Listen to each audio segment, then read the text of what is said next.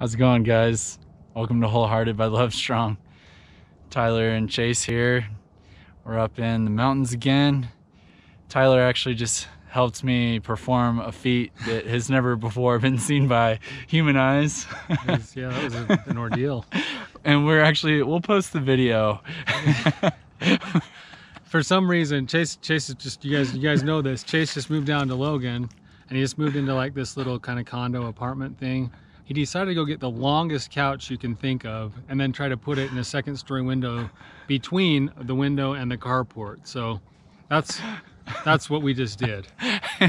And flawless execution, I might add. It's about a 2-minute video that Tyler's wife took, my sister Rhiannon, and she had a great perspective. She was cracking up. She's holding a baby, in her defense. She's not helping much, but she was getting some really good footage. Yeah, I think the best part of the video is her laughing at us. Yeah, absolutely. But thanks, babe. Yeah, oh man, that's gonna be great. Glad to share that. But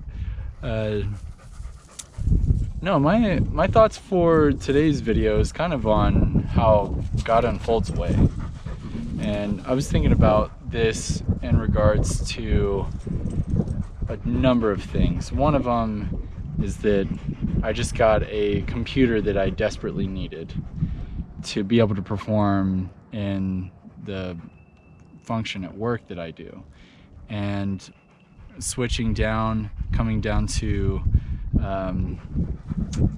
Logan, moving here, the way everything happened, it wasn't at all, none of these things happened in the way that I would have expected or had planned on myself, but they still happened because they needed to, and God made it work. That laptop came through Lovestrong funds that you were kind and gracious enough to contribute, and now I'll be able to work on our projects without having any hiccups. Right. Moving down to Logan, there was no chance that the CEO of the company I was working for was gonna let me go to contracting or allow me to keep my job remotely, but it happened. Yeah, somehow. And so I was thinking about this last night. We had an advanced men's group last night that I was able to attend for the first time. I appreciate the invite. That was really awesome. Being able to sit around a campfire with a group of 8 other men and talk about meaningful things, be vulnerable, be open and honest, talk about some of the things we're struggling with, some of the things we're working on and making some progress on. Yeah. And how good that felt, being able to connect with those men. And then afterwards talking to one of the guys there who is potentially going to help us out with building this project in some ways that we need. Yeah, that we don't know how to do ourselves. Yeah, that we don't have the manpower for. So I've been amazed, and as I was telling Chelsea this, she actually got emotional for me because she knew how much it meant to me, knowing that, you know, you and I pour ourselves into this project. We spent a lot of time on it, you know, not just Wholehearted, but the development of Lovestrong as a whole. And we're like an inchworm, just kind of crawling along, but we're headed in the right direction, and God is opening up that pathway and inviting more people to participate in a way that I didn't expect. Yeah, and those people being basically the doors that are opening for us, you know. And it's been kind of a fun thing to see. I think that's something that we're learning as we go in this project, is over and over again that if we set our intentions and we set them according to what we believe is what God wants us to do, we don't know how it's going to unfold, but somehow it does. Right. And it's been really fun. As you were talking, I was just thinking of 2 other experiences just in my own life with how that's played out. Yeah. Sort of, the first one was with another mentor of mine. His name's Kevin Howell. Kevin, I don't know if you're listening or not yet, but you're getting a shout out today. So Kevin is a guy who I worked with some of the youth in our church for a while when we were living up in Idaho. He's a guy I really looked up to, kind of almost as like a mentor figure for me. Well, when I finally decided to go out on my own and set my own practice up, I was working for the drug courts of southeastern Idaho. I finally decided to go out on my own, and I felt like I needed to come down to Logan, Utah. Originally it was to come down and work with my brother Brannon. And then he got so busy where he was at that he never came to Logan after I moved to Logan, and it's all worked out since then. But we decided to move to Logan. We went through the whole process. We were trying to plan it out to be able to move from Idaho and get into our Logan home before school started for the kids. We felt like it was the right thing to do. We went through the whole process of getting qualified for loans, everything else. We got an offer on a house. We had the house ready to sell.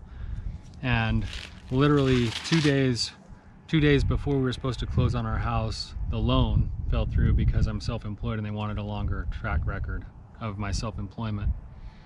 So I'm devastated. It's 2 days away from the time we're supposed to move. We're supposed to be out of our other house. Don't know what I'm going to do. That next day in church, I was asked to give a lesson in church, and so I gave a lesson in church about shame. And Kevin happened to be sitting in on the lesson. I taught the lesson. For some reason, it touched him. He felt pretty moved by it. And then as I was leaving church, I was talking to another one of my friends, and in passing, I was telling my friends what had happened with the loan. I said, hey, look, I don't know what to do. Like, we're strapped, you know. Kevin happened to be walking by as he heard me say this to my other friend. And I went home. Me and Rhiannon were at home kind of arguing about what we should do. Rhiannon got really pissed and drove up into the mountains to yell at God for a while. And, you know, that's kind of how she works with God. And it works for her. Everybody got their own way, yeah, right? Exactly. It works for her. So she went up to go do her thing, and I'm sitting there just kind of at home devastated. And by the time she got home, Kevin had showed up at our house, and he was just sitting there talking with me about the lesson and about what he learned and how much impact it had on him. And as Brianna walked in the door and sat down, we were just talking and visiting for a second. And then he said, you know what, guys? I heard something in church today. I heard that your loan fell through for your house. You're supposed to move in 2 days. And we said, yeah, that happened. Yeah. He said, well, I just want you to know that I help people out all the time. If you need some help, let me know. I can help you out. And then we talked for a minute, and he left. And I started talking to Rhiannon, and we did some praying and stuff. And next morning I called him and I said, are you sure you'd be able to maybe help us out? You know, like, he's like, yeah, well, how much is the house? And I'm like, well, it doesn't need to be the whole house. I mean, just be enough to, like, basically just get us started, and then we could get a loan taken care of. And he said, oh, well, I told him the price of the whole house. He's like, oh, no problem. Like, let's go down to the bank. I'm like, do you want to, like, do a background check? Do you want to, like, pull my credit? He's like, no, I do this on handshakes.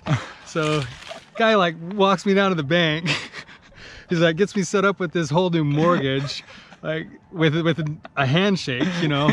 I'm like, how did this happen? And it's almost like God had to open the door that way. Yeah. And Kevin happened to be the vessel.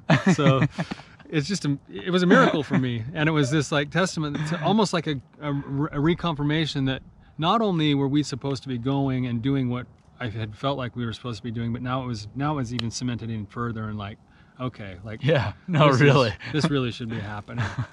So that was a really cool experience for me. And then the other one that I was just thinking of is, as from the beginning of having started being a therapist, I've always had a dream of putting on men's retreats.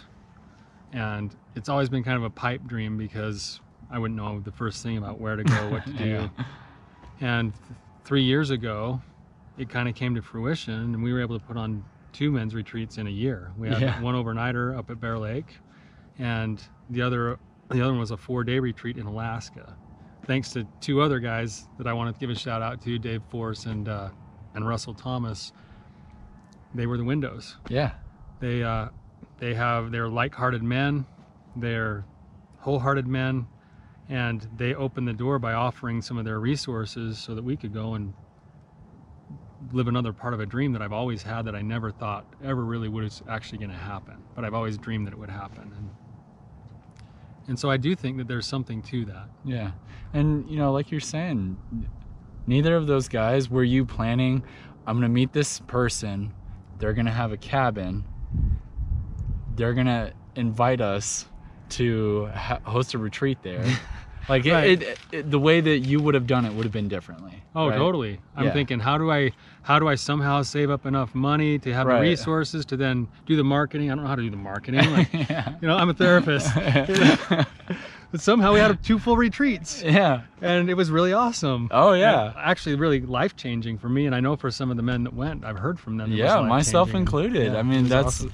I think that's the reason we're on this mountain right now. It's one of them anyway. It's just a part of it. Further along. But yeah, one of the best outdoors experiences I ever had in my whole life happened there in Alaska when you, Jeremy, and myself, the 3 of us, were out on a boat. It was awesome. And we saw some humpback whales. Yeah. I mean, they breached, and it was incredible. It was cool. Not far away from us. I'd say probably like 20 feet away. Well, we chased them down. Yeah, we did. We were on. There were no guarantees on that one either, but that was awesome. Yeah, he hooked it up too. That was really cool. Man, oh yeah, to hear the air coming out of their blowholes was, and just silence outside of that, and then the gliding. You know, I didn't realize such massive creatures could produce such quiet and subtle sounds. Yeah. Yeah. You know, and to be able to hear the silence but feel the power at the same time. Oh man. Yeah. I was kind of shaken at a point because we're just in a small fishing boat. It's not like we're in a mighty vessel. Like three guys in a 2-man boat. Yeah. Just out on the water on a piece of tin next to, you know, how many ton that was awesome. pot of whales. So man, that was wild. You know, and I wonder, Chase, you know, I'm thinking this is maybe one of the principles we could add to this is, you know, not only just setting intentions, but it's really where you put your heart. Like, you start naturally moving towards those things that you not only think about, but then you start taking little small actions towards. And a lot of times those things seem so far out there that you don't even realize that they're happening, but a little bit at a time there's these little steps and these little pieces that get put into motion. And I think that's a true principle for our lives, that we sort of, you've heard the term self-fulfilling prophecy. Yeah. The self-fulfilling prophecy, I believe, is actually a true thing for either good or bad. Right. Depending on, you know, it's like grandpa used to say, whether you think you can or think you can't, you're right. Yeah. You know, and there's definitely some truth to that. We've definitely been experiencing some of that in our own lives. Yeah. Well, and I'm sure I'm not the only one who's been praying about it and trying to get further along with it. I mean, how many times have you read in the scriptures, like, seek and you shall find, knock and the door shall be opened, ask and shall be answered. Or something. That has definitely been true of this whole process, and I think it's beautiful that God's willing to work with us if we're willing to work with Him. Yeah. Surrender. Yeah, surrender. Absolutely. Yeah. And sometimes it doesn't work that smooth. Yeah. Well, I'm not saying any of this has been smooth. No, it's been hard. It's been hard, but it has happened, right? And it is happening. It is happening still in the works. How many other things are moving right now that we don't know, and eventually they'll surface, and it'll pan out. Yeah, absolutely. So I just wonder, you know, for those who are listening, how do you guys find these things unfolding in your own lives, and what are you putting your hearts and your intentions? And then the other side to it that just came to mind is, how often are we maybe the same door for somebody else, and how often are you the door for somebody else? And if you're looking for those opportunities and you're listening to your wise mind, to your heart, you literally can have a massive impact in the lives of someone else just by some small action. So we need to make sure that we're in touch ourselves to be doing that. Next week, I really want to start with our first principle, just sharing it, and go down each week till we have shared all 12. That sounds great. So next week, that'll be the topic, will be the wrestle, seeking God. Awesome. We'll see you guys next week. See ya.